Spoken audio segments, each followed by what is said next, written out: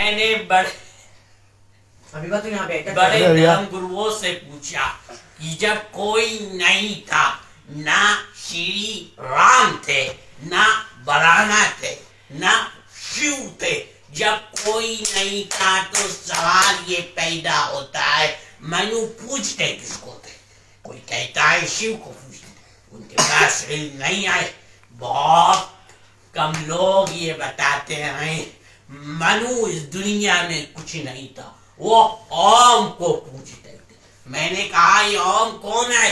بہت سے لوگوں نے بتایا کہ وہ ایک ہوا ہے جس کا کوئی رنگ نہیں ہے، جس کا کوئی روپ نہیں ہے، وہ دنیا میں ہر جگہ ہے، ہوا ہر جگہ ہے، انہوں نے آسمان بنائے۔ میں نے کہا بابا انہی کو تو ہم اللہ کہتے ہیں، انہی کو تو تم ایشور کہتے ہو، انہی کو تو ہم اللہ کہتے ہیں۔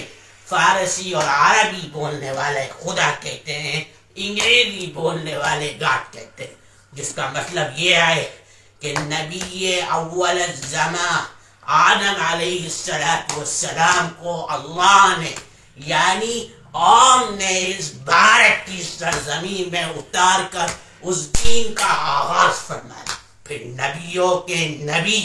نبیوں کے سردار کو عرب کی سرزمین میں اتار کر اس دین کو مکمل فرمایا۔ میرے بھائی اللہ کی حکمت ہے، اگر وہ چاہتا تو اگر وہ چاہتا امریکہ میں اتار دیتا، اگر وہ چاہتا افریقہ میں اتار دیتا، اگر وہ چاہتا آسٹریلیا میں اتار دیتا۔ اس کی حکمت وہی جانتا ہے۔